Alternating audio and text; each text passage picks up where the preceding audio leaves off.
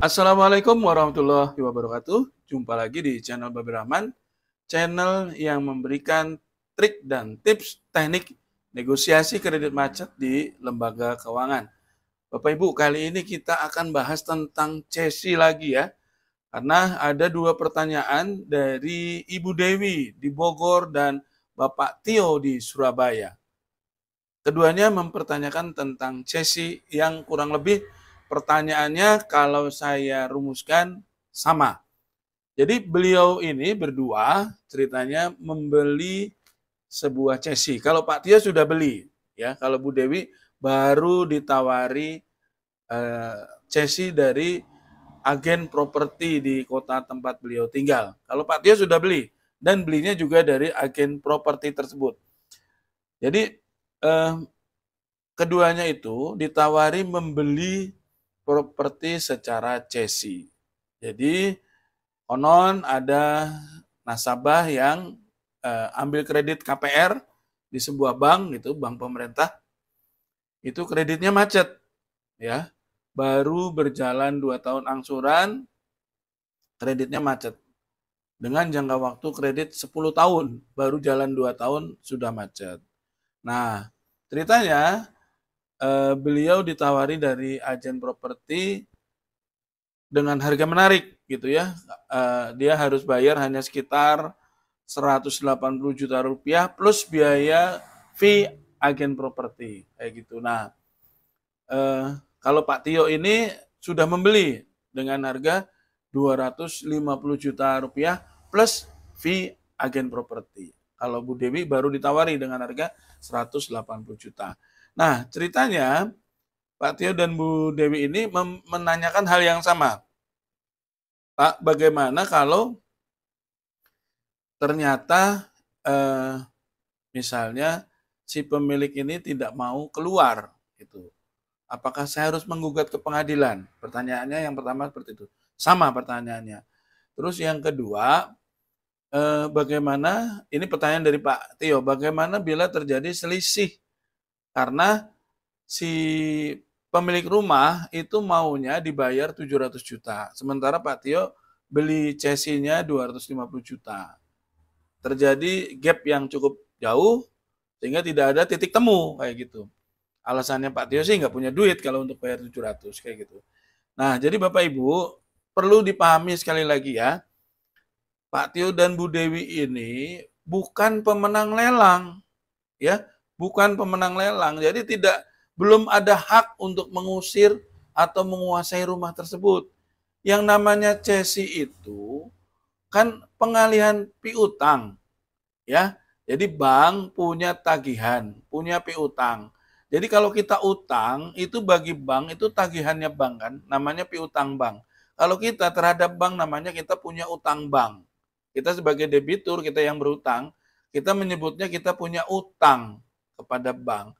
Tapi bank menyebut kita sebagai piutang, sebagai tagihan. Nah, cesi itu adalah pengalihan hutang, pengalihan piutang.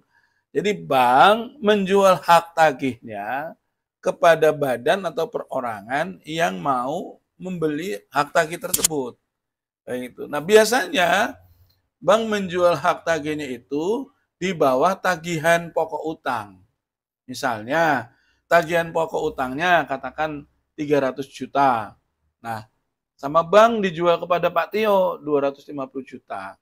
Artinya, berarti Pak Tio ini punya selisih keuntungan bila dia menagih ke debitur tersebut dan debitur itu bayar, maka kalau dia bayar pokoknya saja, dia sudah dapat untung 50 juta.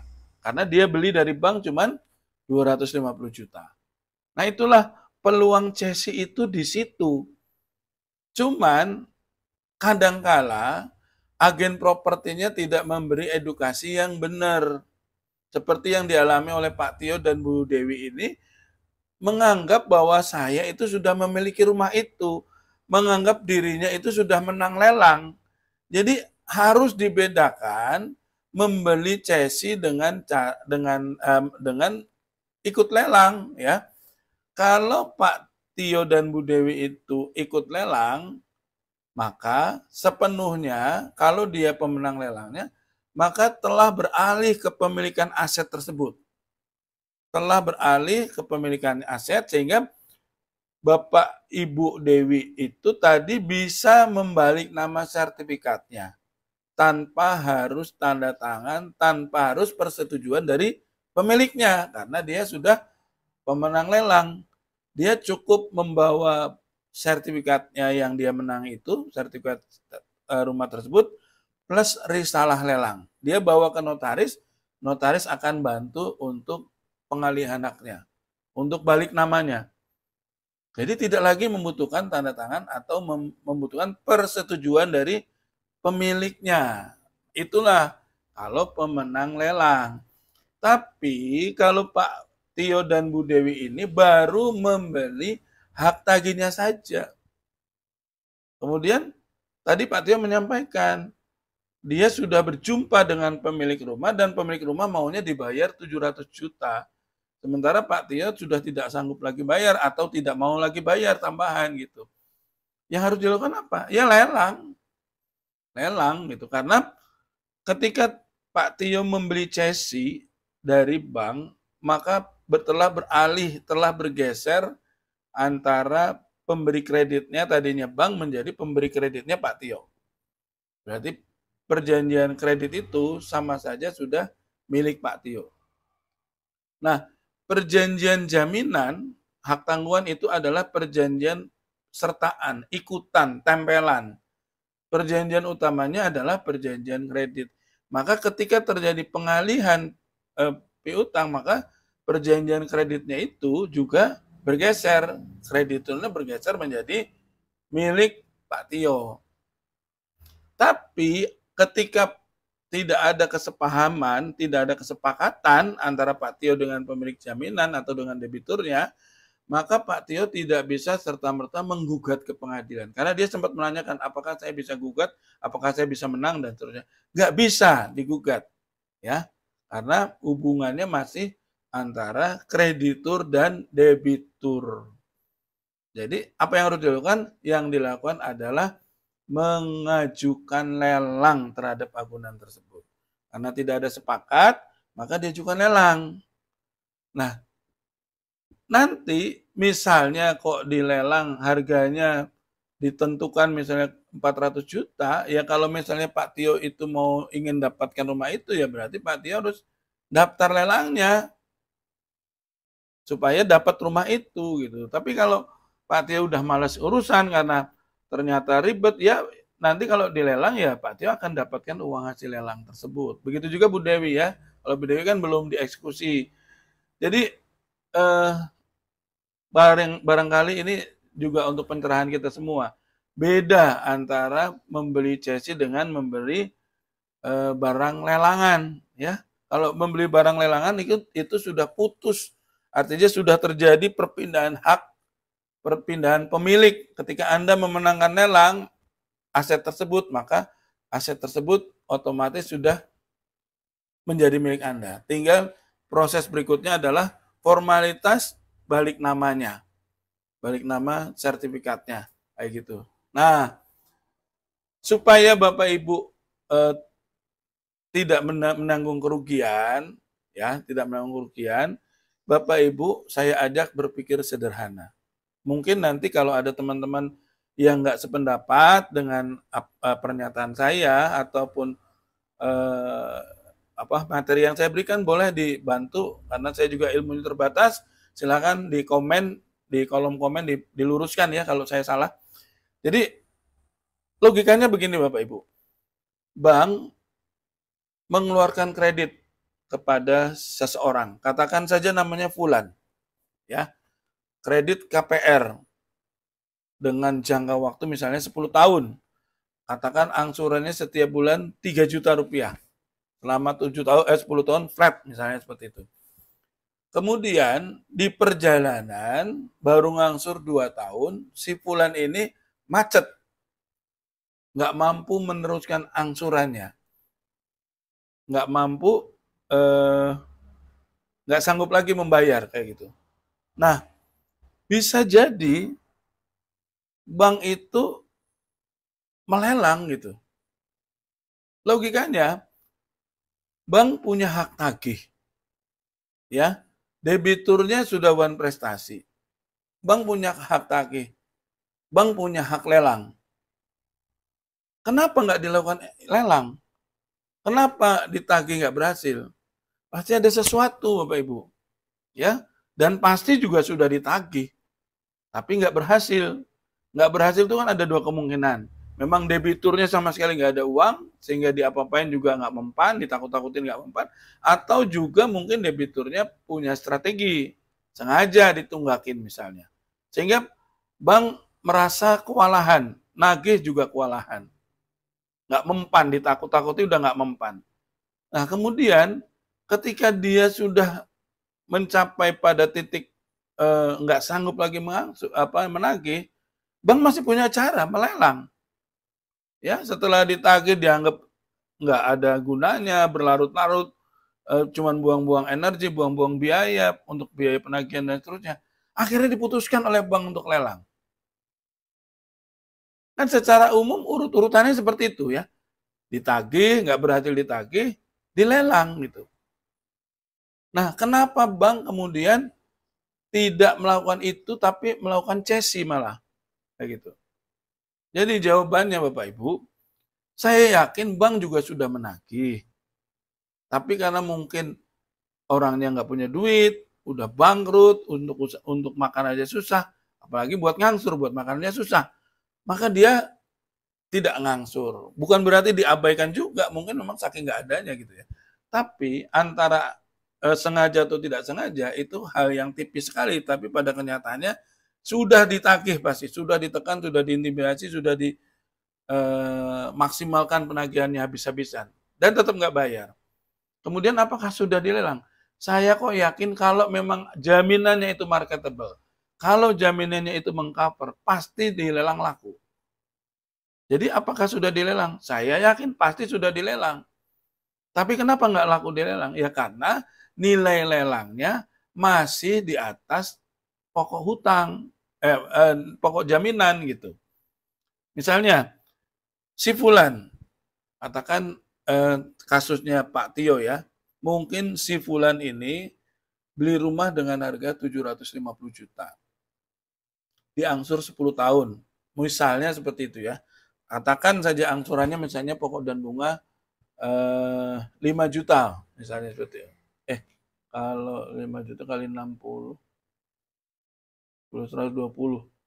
Ya, katakan misalnya angsuran 5 juta atau 7 juta lah. Katakan angsurannya misalnya 7 juta. Nah, dia baru ngangsur 2 tahun.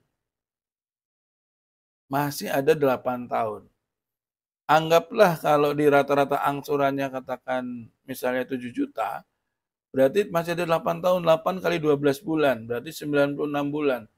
Kali 7 juta, hampir 100 juta hutangnya masih tersisa. Ya, berarti 7 juta kali 100 bulan, 700 juta. Pokok hutangnya masih 700 juta. Nah, misalnya rumah itu kalau beli baru saat ini misalnya hanya 450 juta. Maka kalau bank memaksakan dilelang dengan 700 juta, pasti nggak laku. Siapa yang mau beli rumah lelangan dengan harga 700 juta?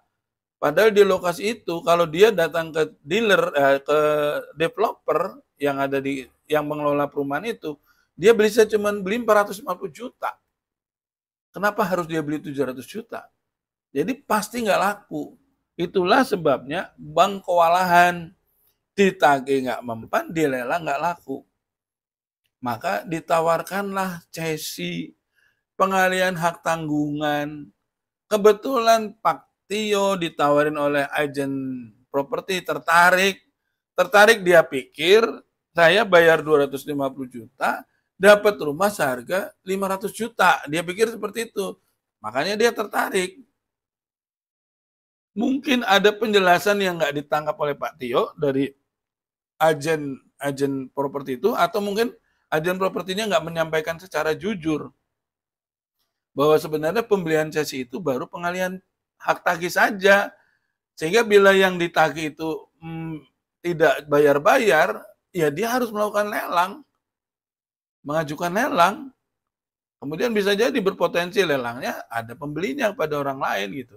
Tapi kalau Pak Tio menganggap saya sudah memiliki, kemudian dia menggugat bank untuk pengosongan, tidak akan berhasil. Karena Pak Tio belum sebagai pemilik properti itu, belum sebagai pemilik jaminan tersebut. Pak Tio baru sebagai krediturnya.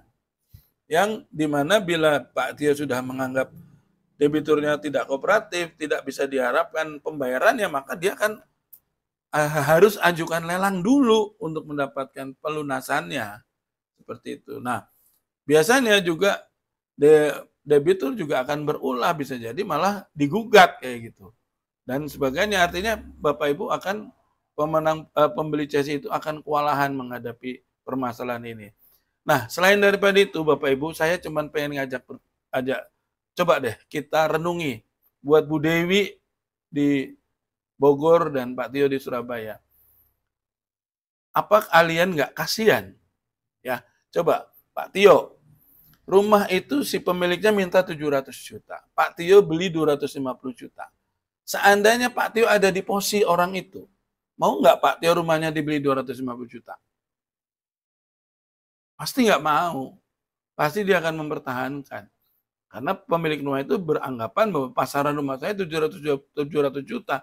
Kalau Anda beli dari bank 250 juta, ya sini bayar 450 juta. Saya akan keluar, saya akan tinggalkan rumah ini. Kan kayak gitu.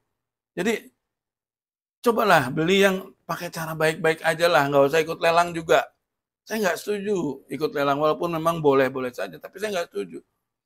Karena secara syariat nggak boleh, kalau orang Islam tuh nggak boleh beli lewat lelang. Nggak boleh. Yang boleh itu beli lewat lelang, itu bila yang melelang pemiliknya langsung. Rasulullah pernah melelang tameng perangnya. Tapi yang melelang Rasulullah sendiri. Kalau ini, yang punya rumah, yang punya jaminan, belum tentu mau dilelang. Terpaksa dilelang karena banknya yang berkehendak melelang. Banknya bukan pemiliknya gitu. Jadi, kalaupun terpaksa harus ikut lelang, cobalah usahakan ketemu pemiliknya, bicara baik-baik, boleh nggak kalau saya ikut lelang? Atau Anda menghendaki seperti apa sebelum Anda ikut lelang beneran gitu. Supaya apa? Si pemiliknya pun ridho. Begitu juga yang masalah CSI. Ya, coba bayangkan kalau Anda ada di posisi debitur itu, Anda di posisi dia, pasti juga nggak mau seperti itu. Nggak ridho, nggak ikhlas, nggak mau, dia dirugikan gitu.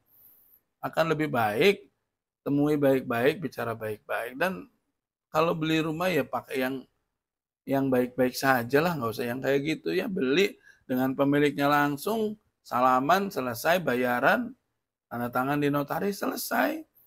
Jual belinya berkah, dan Anda malah bisa jadi terjalin silaturahim antara pemilik rumah lama dengan kita sebagai pembeli. Kan akan lebih baik seperti itu daripada Anda membeli dengan lewat CSI ataupun lewat lelang, berpotensi konflik, berpotensi pemiliknya nggak mau, nggak berkenan, berpotensi akan menjadi sengketa, dan sebagainya. Jadi, seringkali memang agen properti itu mau enaknya sendiri, mau cepat jadi duit, dia tidak memberi edukasi yang benar, sehingga pembeli CSI itu menganggap dia itu seperti pemenang lelang. Padahal baru hanya pengalihan hak tagih untuk mendapatkan rumah tersebut yang sesungguhnya ya harus melalui mekanisme lelang, dan berpotensi juga orang lain ikut lelang kayak gitu. Ya, kayak gitu Bapak Ibu ya, tidak usah beli melalui CSI pun lelang. Lebih baik belilah dengan cara yang baik-baik, ketemu dengan pemiliknya, dan ada kesepakatan sehingga legowo, saling ridho antara pembeli dan penjual. Demikian, semoga bermanfaat. Jumpa lagi di lain kesempatan. Assalamualaikum warahmatullahi wabarakatuh.